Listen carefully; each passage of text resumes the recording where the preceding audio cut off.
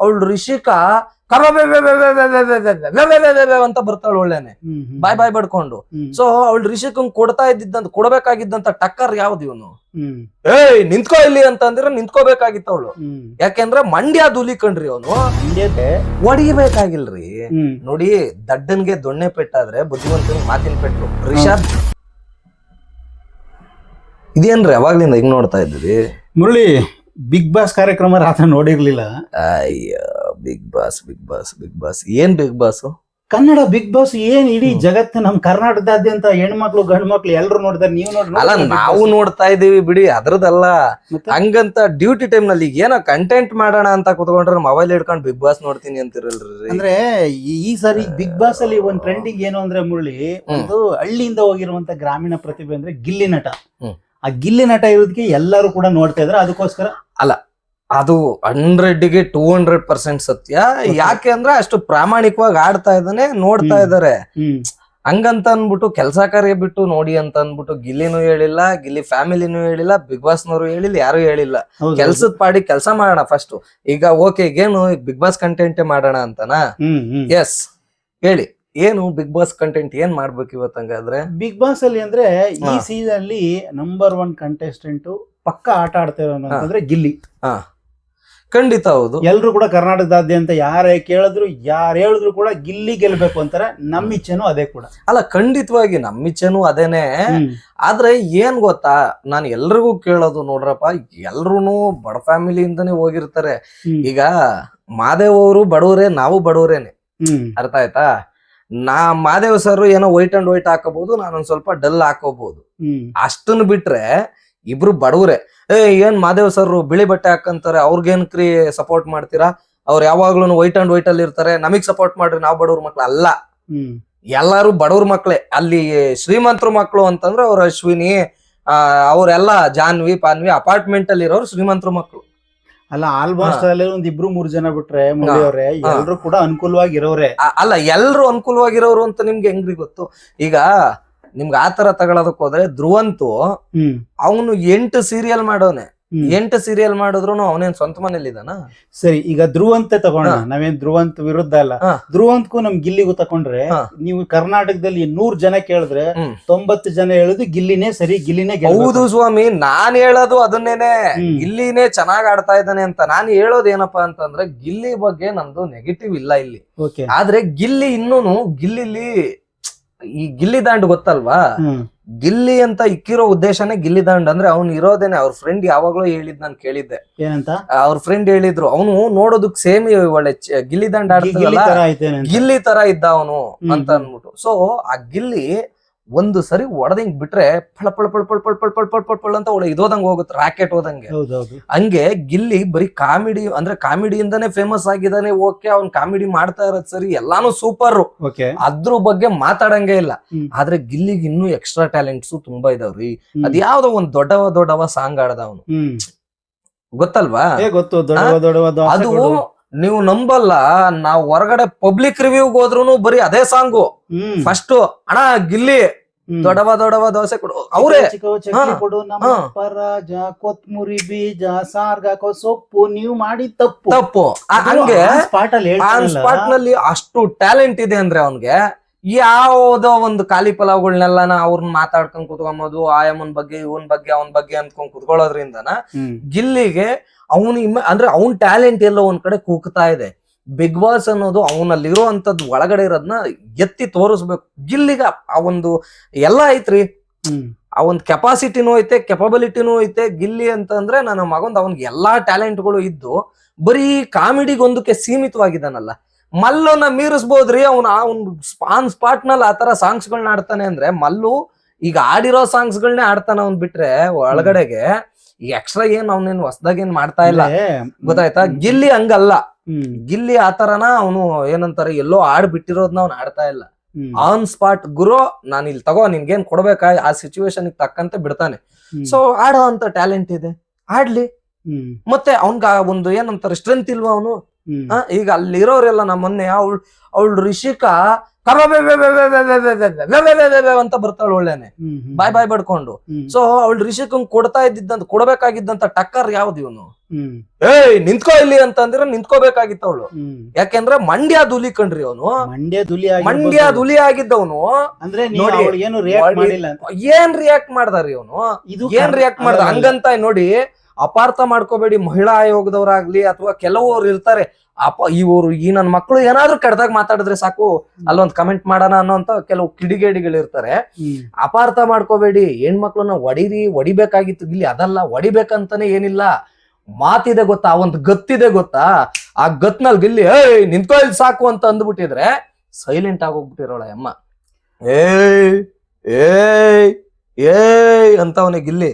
ನಾನ್ ಇದೇನಪ್ಪ ಇವನ್ಗೆ ಇಷ್ಟೊಂದು ಕೆಪಾಸಿಟಿ ಇದ್ದು ನೋಡ್ರಿ, ಕಷ್ಟಪಟ್ಟು ಬಂದಿರೋರು ಯಾರೇ ಆದ್ರೂನು ಆ ಒಳಗಡೆಯಿಂದ ಒಂದು ಫೈರ್ ಇರುತ್ತೆ.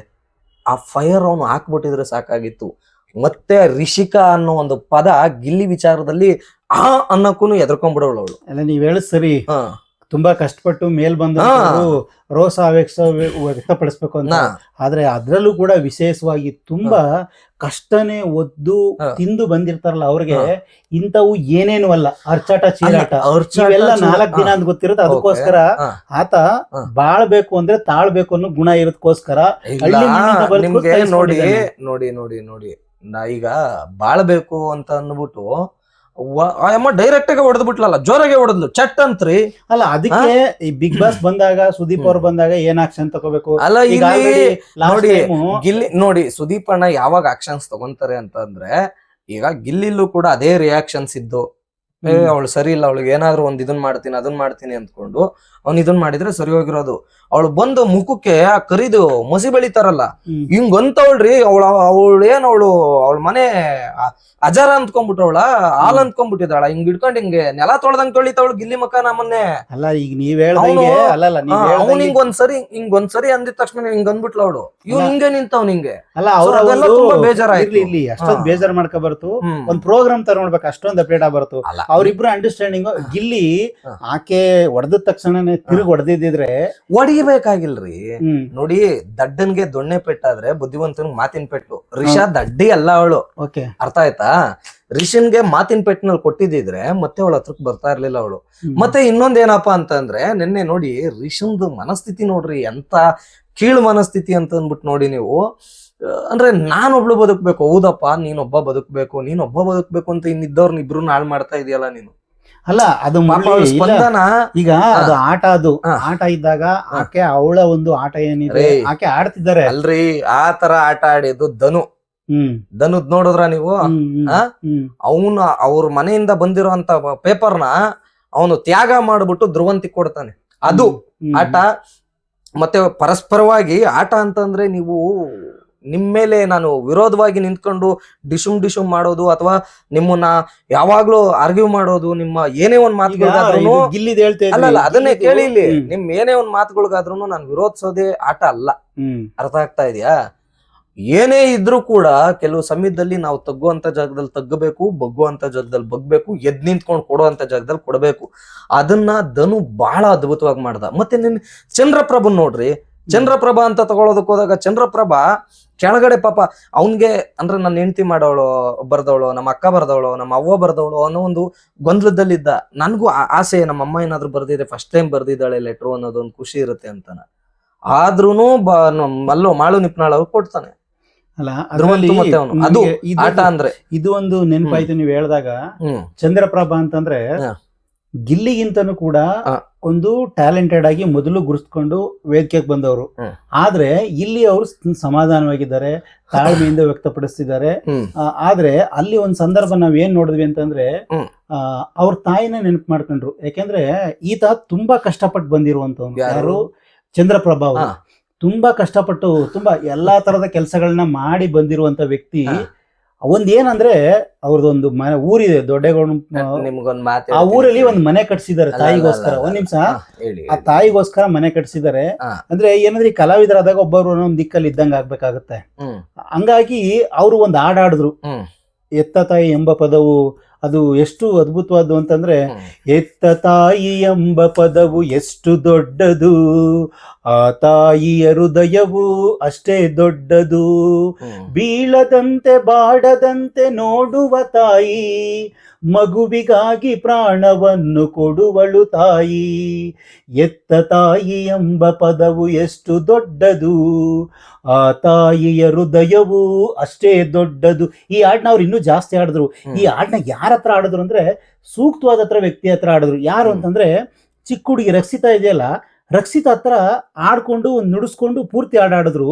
ಯಾಕೆಂದ್ರೆ ಆ ಹುಡುಗಿಗೆ ಬಿಗ್ ಬಾಸ್ ಬಂದಾಗ ಬಿಗ್ ಬಾಸ್ ಅಲ್ಲಿ ಒಂದ್ಸಾರಿ ಹೇಳಿತ ಹುಡುಗಿ, ನಮ್ಮಮ್ಮ ಊಟ ಕೊಡುವಾಗ ಇದು ಚೆನ್ನಾಗಿಲ್ಲ ಅದು ಚೆನ್ನಾಗಿಲ್ಲ ಇಲ್ಲ ಅಂತ ಹಠ ಮಾಡ್ತಿದ್ದಿ, ಈಗ ನಮ್ಮಮ್ಮ ದೂರ ಇರೋದ್ರಿಂದ ನನಗೆ ತುಂಬಾ ಮಿಸ್ ಮಾಡ್ಕೋತಾ ಇದ್ದೀನಿ, ನಮ್ಮ ಅಮ್ಮನ ತ್ಯಾಗ ನನ್ಗೆ ಅರ್ಥ ಆಗ್ತಿದೆ ಅಂತ ಆ ಹುಡುಗಿಗೆ ಒಂದು ರಿಯಲೈಸ್ ಆಯ್ತು. ಅದೇ ಬಿಗ್ ಬಾಸ್ ಅಂತಂದ್ರೆ. ಆ ತರ ಅರ್ಥ ಆಗಿರೋ ಹುಡುಗಿ ಹತ್ರ ಆ ತಾಯಿ ಬಗ್ಗೆ ಎಷ್ಟು ದೊಡ್ಡ ವ್ಯಕ್ತಿ ಅನ್ನೋದಕ್ಕಿಂತ ಹೆಚ್ಚಾಗಿ ಅರ್ಥ ಮಾಡ್ಕೊಳ್ಳೋ ಮನ್ಸು ಅವ್ರ ಹತ್ರ ಶೇರ್ ಮಾಡ್ಕೊಂಡ ಚಂದ್ರಪ್ರಭಾ. ನಿಜವಾಗ್ಲೂ ಕೂಡ ಚಂದ್ರಪ್ರಭಾ ಅದೊಂದು ಇಷ್ಟ ಆಯ್ತು. ನಿಮ್ಗೊಂದ್ ಮಾತು ಹೇಳ್ತೀನಿ ಕೇಳಿ. ಚಂದ್ರಪ್ರಭಾ ಕಷ್ಟಪಟ್ಕೊಂಡ್ ಬಂದಿರೋದು ಅಂತ ಹೇಳಿದ್ರಿ. ಈಗ ನಿಮ್ಗೂ ನಮ್ಗೂ ನಾವು ಕಷ್ಟಪಡ್ತಾ ಇದೀವಿ, ನೀವು ಕಷ್ಟಪಡ್ತಾ ಇದ್ದೀರಿ. ಆದ್ರೆ ನಿಮ್ಗೆ ಅಂತ ಬಂದಾಗ ಒಂದು ಸೂಕ್ತವಾದ ಸ್ಥಾನ ಸಿಗತ್ತೆ. ಯಾಕೆ ಸೂಕ್ತವಾದ ಸ್ಥಾನ ಸಿಗತ್ತೆ ಅಂತಂದ್ರೆ, ನೀವೇನೋ ಒಂದ್ ಕೆಲಸ ಮಾಡ್ತಾ ಇದ್ದಾಗ ಪ್ರಾಮಾಣಿಕವಾಗಿ ಮಾಡ್ತಾ ಇರ್ತೀರಿ, ಇನ್ನೊಂದು ಮತ್ತೊಂದು. ಆದ್ರೆ ನಾವು ಅದೇ ಕೆಲಸ ಮಾಡೋದಕ್ಕೂ ಹುಡುಕ್ ಬುದ್ಧಿ ಬಿಡ್ರಿ, ಗೊತ್ತಾಯ್ತಾ?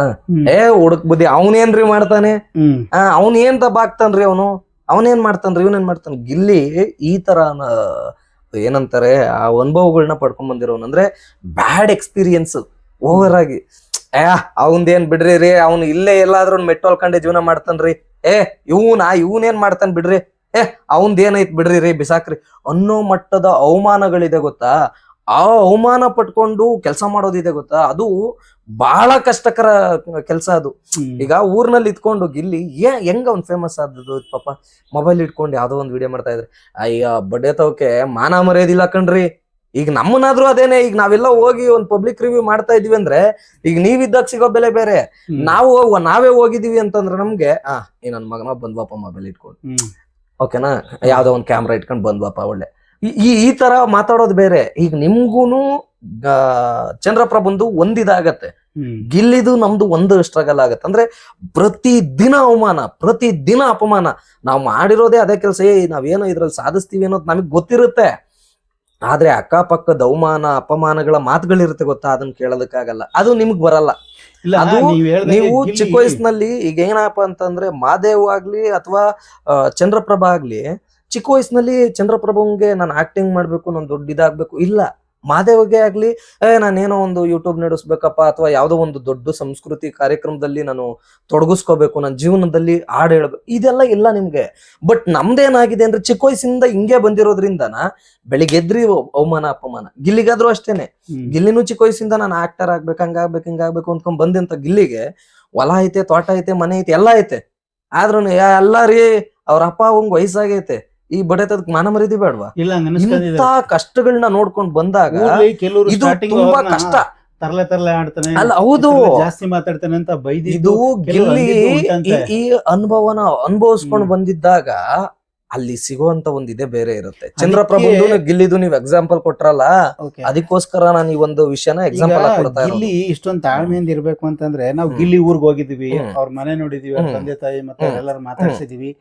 ಇನ್ನೂ ಕೂಡ ಅತಿ ಕಡು ಬಡತನದಲ್ಲೇ ಇರುವಂತದ್ದು, ಇವತ್ತಿನ ಜನರೇಷನ್ ಅಲ್ಲಿ ಎಲ್ಲ ಪ್ರತಿಯೊಬ್ಬರ ಹತ್ರನು ಸಾಮಾನ್ಯವಾಗಿ ಕೆಲವ್ರ ಹತ್ರ ಲಕ್ಷಗಳೇ ಇರ್ತವೆ.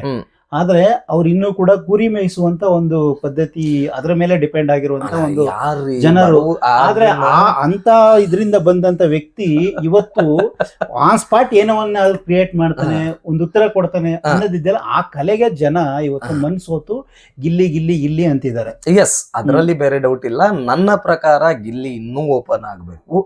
ಗಿಲ್ಲಿ ಇನ್ನೂ, ಯಾಕೆಂದ್ರೆ ಹಳ್ಳಿ ಪ್ರತಿಭೆ, ಮುಳ್ಳಿಯವರೇ ನೀವ್ ಹೇಳ್ದಂಗೆ ದಯವಿಟ್ಟು ಇನ್ನೂ ಗಿಲ್ಲಿ ದಯವಿಟ್ಟು ಓಪನ್ ಆಗ್ಬಿಟ್ರೆ ಅಲ್ಲಿರೋರೆಲ್ಲ ಬ್ಲಾಸ್ಟ್ ಆಗ್ಬಿಡ್ತಾರೆ. ದಯವಿಟ್ಟು ಗಿಲ್ಲಿಗೆ ಆಡಕ್ಕೆ ಆಗಲ್ಲ, ಇಲ್ಲಿ ಎಷ್ಟಿದೆ ಆಡಕ್ಕೆ ಆಗಲ್ಲ ಅಂತೀರಾ? ಆಡಕ್ಕೆ ಆಗಲ್ಲ.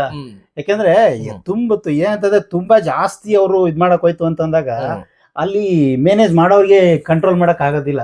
ಗಿಲ್ಲಿಗೆ ಎಷ್ಟಿದೆ ಅಷ್ಟೇ ಇರ್ಬೇಕು. ನಿಜವಾಗ್ಲು ಎಷ್ಟು ಜನ ನೋಡ್ತಾರೆ ಅಂದ್ರೆ ಎಲ್ರು ಕೂಡ ಗಿಲ್ಲಿಗೋಸ್ಕರನೇ ಎಲ್ರು ಕುತ್ಕೊಂಡು ನೋಡ್ತಿದಾರೆ.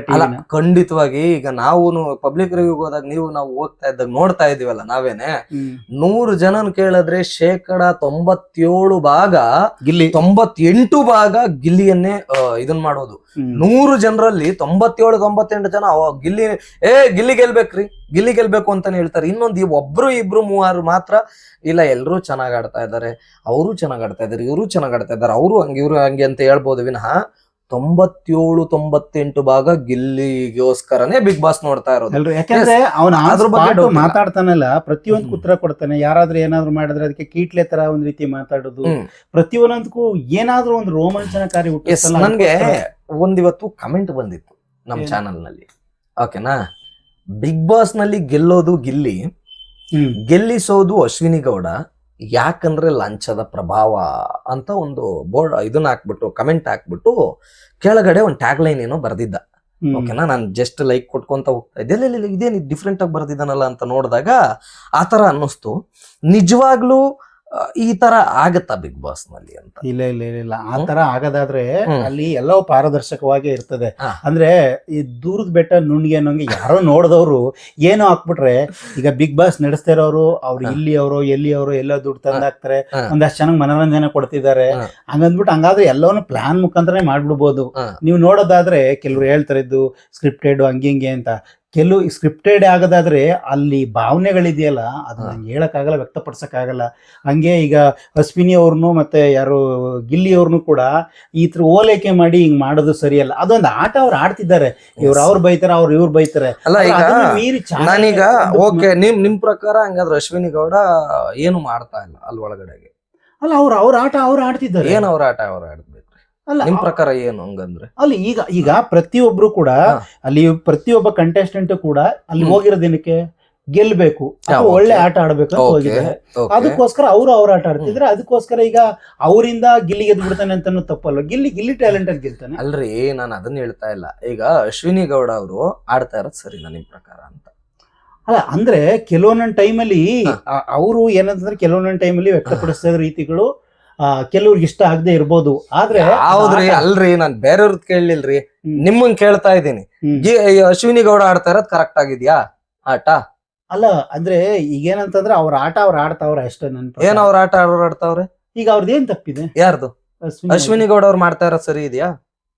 ಟಾರ್ಗೆಟ್ ಮಾಡ್ಕೊಂತವ್ರಿ. ಆ ಅಮ್ಮ ಆ ಚಿಕ್ಕ ಮಗು ಹತ್ರ ಚಾಲೆಂಜ್ ಕಟ್ಟಕ್ ಹೋಗುತ್ತ, ಅದು ಟಾರ್ಗೆಟ್ ಅಲ್ವೇನ್ರಿ? ಅದ್ ನಿಮ್ ಪ್ರಕಾರ ಅವ್ರ ಆಟ ಅವ್ರು ಆಡ್ತಾವ್ರ? ಅಲ್ರಿ, ಅವ್ರ ಆಟ ಅವ್ರು ಆಡ್ತಾವ್ರೇನ್ರಿ?